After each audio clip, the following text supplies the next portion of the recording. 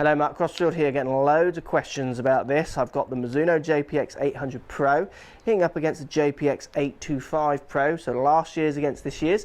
Let's give these two irons a hit, see which one comes out on tops. Let's get stuck in.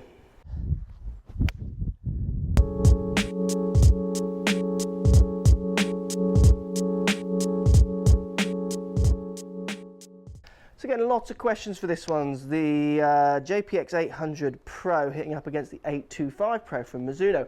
What is the big difference? Well, look, we're going to give them a hit. We've got TrackMan on. We're going to look at some numbers to see where the big difference actually is, if there is big differences.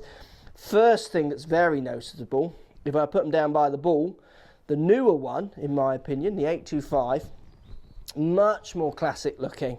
Much more rounded on the top line, where the old Pro was much squarer, which I never really liked that much. So definitely a massive improvement in looks. Design on the bottom of these clubs are very similar, a little bit more of a beveled away sole on the new 825 for better turf interaction, they're saying.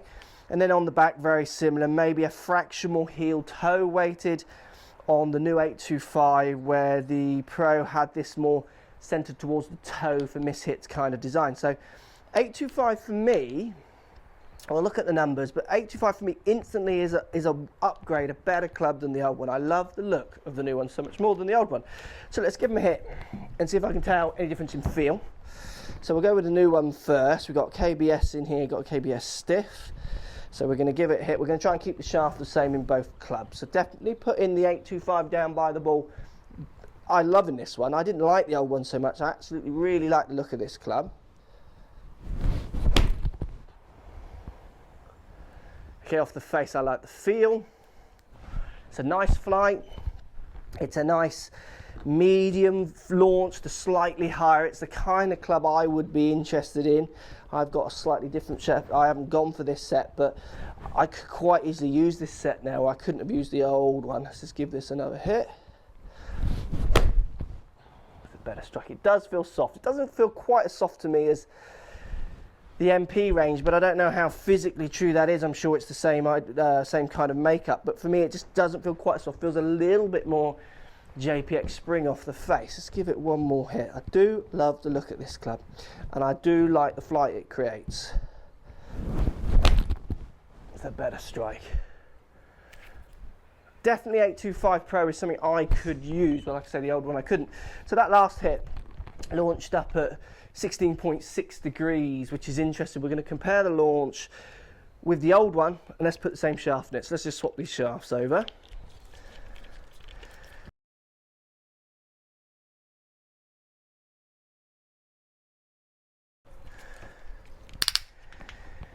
There we go. So we've got the same shaft now in the 800. So we've got the same shaft in the older model. Definitely looking it down by the ball. I never did like the flat top line so much on the top of this club. It grew on me, but it definitely wasn't my preferred. I do like the new one a lot more. Let's give it a hit and see how it feels. So definitely feel off the face, to be honest. It's almost identical. Can't feel any difference with that one. Dynamic launch on that one was, or the physical launch, sorry, was 18.2 degrees, so slightly higher than the 16 of the new one. Let's give it another hit.